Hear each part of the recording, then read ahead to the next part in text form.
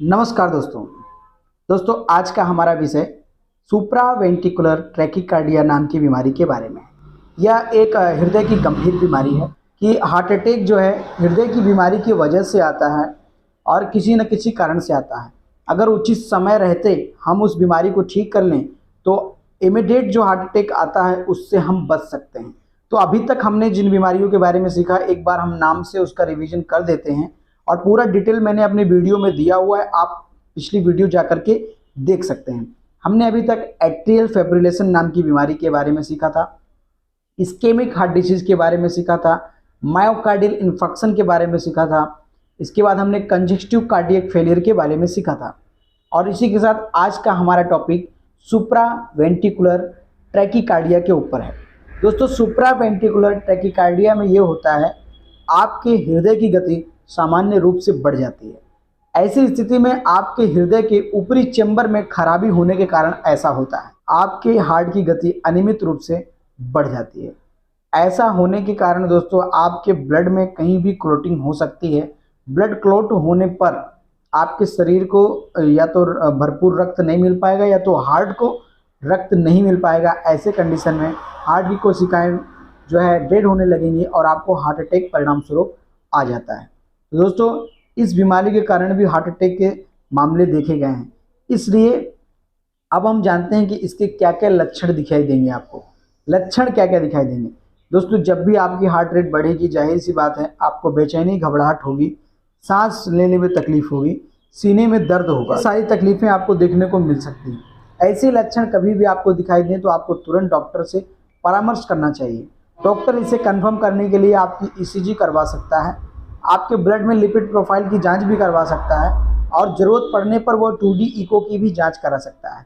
जब वह कंफर्म हो जाता है कि आपको सुप्रावेंट्रिकुलर ट्रैकीकार्डिया नाम की बीमारी है तो वह उससे जुड़ी हुई आपको दवाइयाँ देगा, उससे जुड़ी हुई आपको ट्रीटमेंट देगा। इससे क्या होता है कि आप हार्ट अटैक आने से बच जाएंगे। जब हम हृदय की बीमारियों को ठीक कर लेंगे तो हमें जो है हार्ट अटैक आने का खतरा नहीं रहेगा।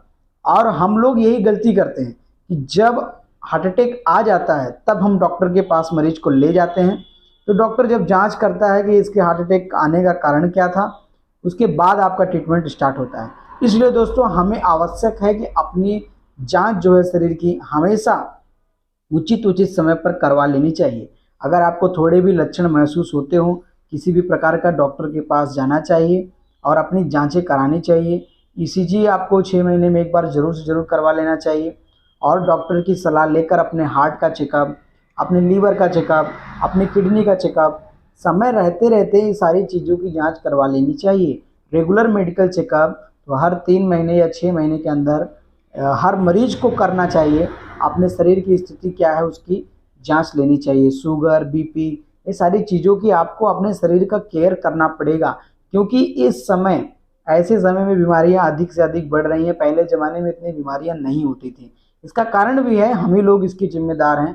प्रदूषण, कहीं ना कहीं खान पीन आज का, इसकी वजह से मरीज आजकल ज़्यादा बीमार पड़ते हैं और अचानक से किसी को हार्ट अटैक आता है तो हमें डॉक्टर के पास ले जाने तक का टाइम नहीं मिलता और पेशेंट रास्ते में ही डेथ हो जाता है। ऐसा ही वाक़या हमें अपने अपने जो है एक्सपीरियंस के दौरान, प्रैक्टिस के दौरान भी देखने को मिला कि मरीज को हार्ट अटैक आया और उसे अस्पताल पहुंचाने तक पेशेंट की डेथ हो गई। हॉस्पिटल पहुंचाने के बाद ना तो डॉक्टर कुछ कर पाए, ना तो परिवारजन कुछ कर पाए। और कभी कभी जो है पेशेंट को दिक्कत होती थी तो वो बीपी की गोलियां खा खा कर घर पे ही बैठे रहा करते थे और डॉक्टर को दिखाने नहीं जाते थे।